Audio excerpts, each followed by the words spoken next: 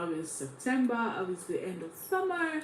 How is it treating you? For those of you who have kids that are back to school, how is that going as well? I want to officially welcome you to week 10 of the 100 Women of Color in Jobs Challenge in 90 days. I can't believe it. I really, really, really cannot believe that we've gotten to week 10.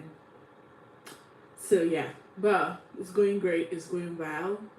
Good news is always, always just at the right corner, round around the corner. So, yeah, let's see. So, we've talked clarity, we've refined our CVs, we've applied like pros, and now it's time to have the conversations that many were never taught to have. But you absolutely, absolutely deserve to master, because it's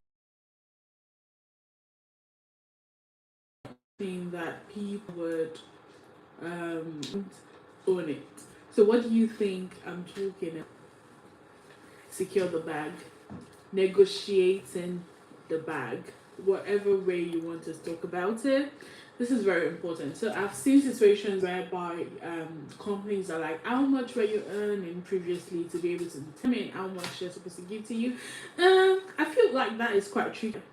Are you planning to cheat me? Why do you care about what my past employer is paying me? But some companies are like that. But let me not ramble off and let's just start together. So I like to touch on why this week matters. Here is the truth. There are too many women, especially women of color, that get underpaid. They get underpaid not because they aren't qualified, but because they don't ask. Even though the Bible says, ask and it shall be given unto you.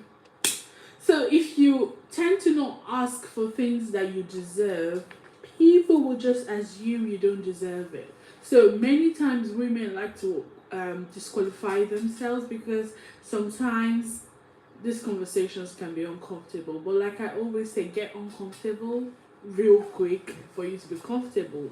So or if maybe you're not part of people that don't ask, maybe you ask but you ask small, you kind of shrink. You're grateful to be in the room, or we are grateful to be in the room. I've had moments like that. I'm just like, at least I'm interviewing, but excuse you, don't do that. Let me remind you of your worth today. You're not lucky to be here. You're worthy, worthy. You deserve to be there. And what do women? What do? They negotiate. So you don't have to act like you're not supposed to be there when you completely are deserving to be there. So yeah, I would like us to talk about how then do you know your worth? How then do you speak on this? How do you come about how much you're worth? So the first step, you can write this down if you want. The first step is for you to learn how to research salaries that reflect your market value. So you need to understand how many years are you in your skill set? How well developed are you in that skill set? Look for job descriptions that are nice enough to have a transparent salary. Look for the range. That would also help you know where you fall. Also, I think it's important at this point to let you know that this is also dependent on the country that you're around, right? You can't necessarily just, everyone wants to earn what the US economy earns, even in the UK, but that's not how it works. So you need to understand based off of your region. Also, you can look for negotiation blogs, conversations that people have had, and look for how you can adapt that to suit yourself. So you also need to practice saying the number out loud, because confidence is a muscle, the more you exercise it. I don't know if you've ever been to like the gym, and then the first time is really quite painful. You're like, oh my god, this is not fair. Yeah, but at the end of the day, it pays off. As much as you try to keep exercising it, you start to build confidence around that amount that you're asking for. So start saying loud, I want to earn £150,000. Oh, really? Yeah, I want to earn that much. But then you need to just say out and trust that this is going to work as you say. So research your worth. That's the first one. Before you ever talk numbers, you need to know exactly what is fair.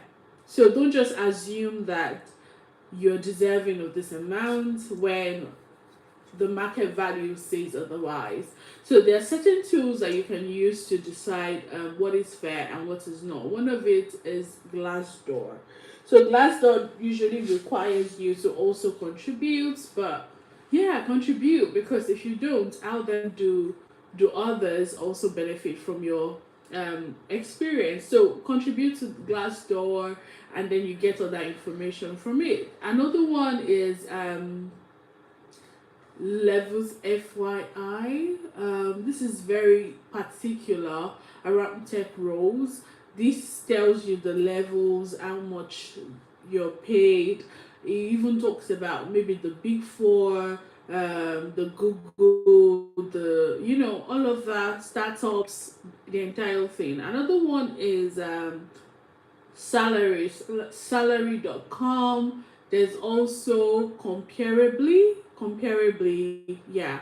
So there's also LinkedIn salary insight tool, on job post, but I can't really remember if that is like a premium feature or it's just like really common. But there's a LinkedIn salary insight tool as well.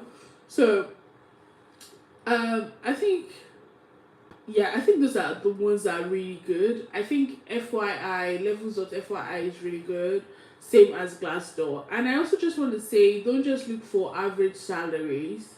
You need to look at, like I said earlier, the countries you're in. You need to also look at your industry, so that you are able to decide exactly what you think. So, just give me a minute.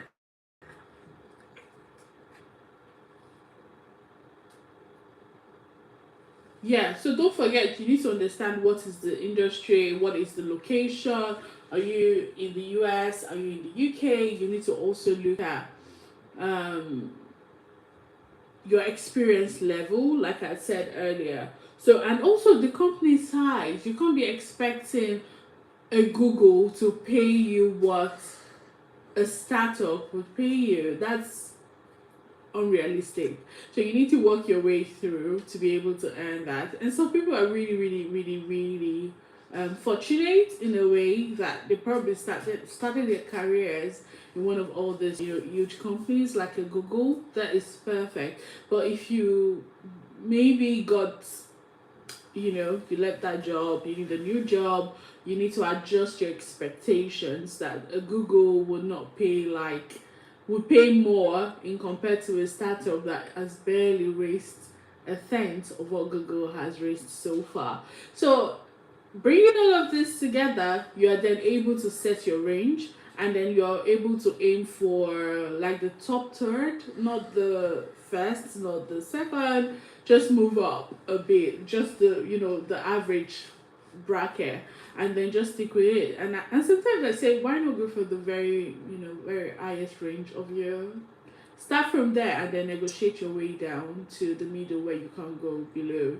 The second step would be for you to practice saying your number, right? You need to talk about the task. You need to talk about how the task that you'll be doing reflects the money you're asking for. You need to talk about things like, for instance, let me muster up something that you could say. You could say, so with a smile on your face, like I'm smiling right now, but you're talking something very serious and important to your life, because in the next 2 years, 1 year, 3 years, 4 years, you might be earning that. So let's just look for a range in the UK system. You could say something like, so based on my experience and my market research, I'm targeting a salary in the range of £60,000 to £70,000. I'm confident that that would reflect, both the role expectations and the value that I bring to the team. You see, that's an example. You've been very upfront. But there's another example here whereby you are not telling the recruiter how much it is. You can start with something like, I'd love to hear more about the budget for this role. And I'm also looking for a package in the range of, let's say American now, like £95,000 to £105,000 based on my background in scaling compliance frameworks and also leading teams. That just say it calmly, say it clearly, then stop talking. You need to let them respond to what you said. So after saying this, you're not fidgeting, you're not stammering, you're not. The best they will tell you is it's above their budget, or is more than their limit, or they'll say, oh fine, we'll look into it. So just say it as calmly as possible, say it clearly, then you just need to stop talking. Like I just did. Stop talking. Let them respond to you. So the next step will be for you to also have like common scenarios that you've played out around. For instance,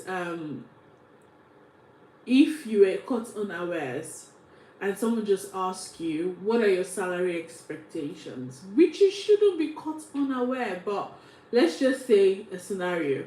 You can just go around and say, I'll be happy to discuss salary later in the process, once we've explored that we're a mutual fit, once we've known that we're going somewhere.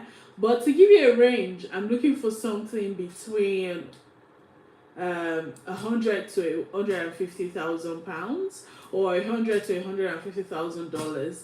So you've said you're open to discussing it, but at the same time you're happy to give them a range. Another scenario, for instance, they say, that's higher than we expected. What do you think you should say? I'm giving you time to think about it.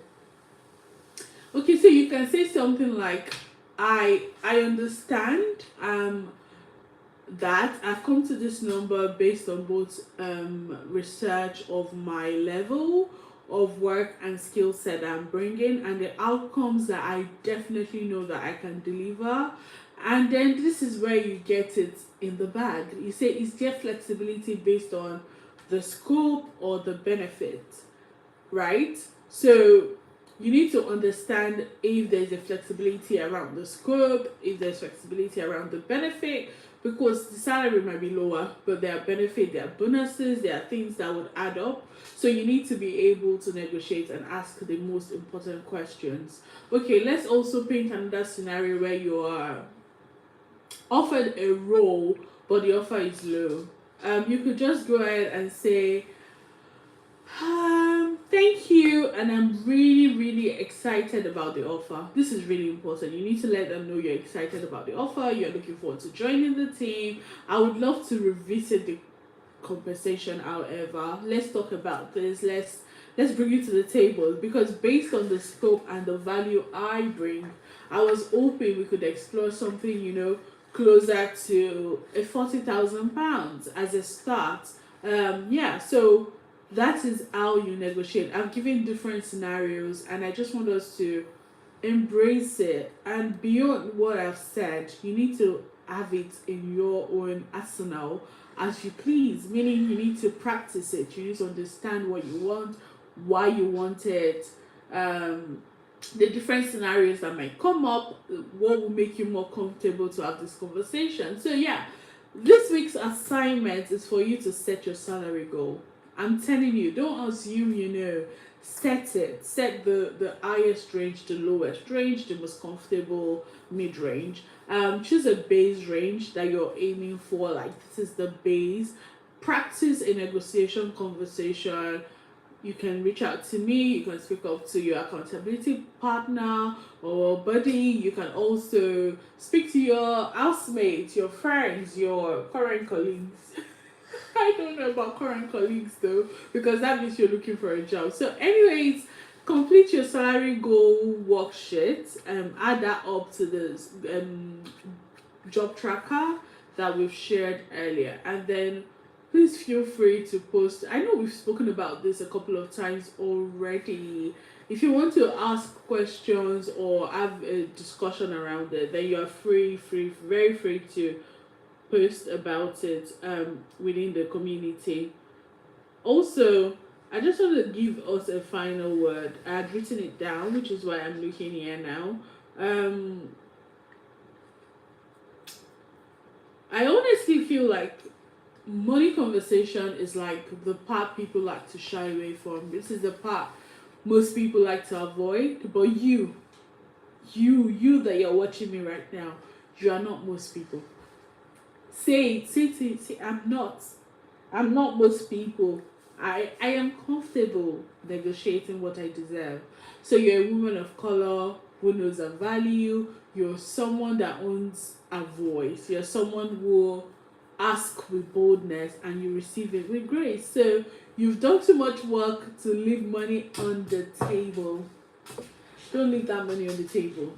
I don't know if you've watched all these movies that people are like just seated and they're conversing and making, negotiation. Have it in your mind that that's what you're doing, but do it gracefully. So speak up, set the tone for this negotiation, negotiate the bag. You're not just landing a job, you're setting a standard, because that standard would also determine how you carry yourself within the workplace, because you feel valued, you feel like they've given you your worth. It's no longer like a pity party kind of thing. Anyways, this is where we wrap up, and I hope you feel encouraged. You feel like I've given you all the skill sets to keep going on. I also want to encourage you that do not stop applying until the yes comes in. So with courage and with clarity, we are getting there. With all my love, see you later and bye.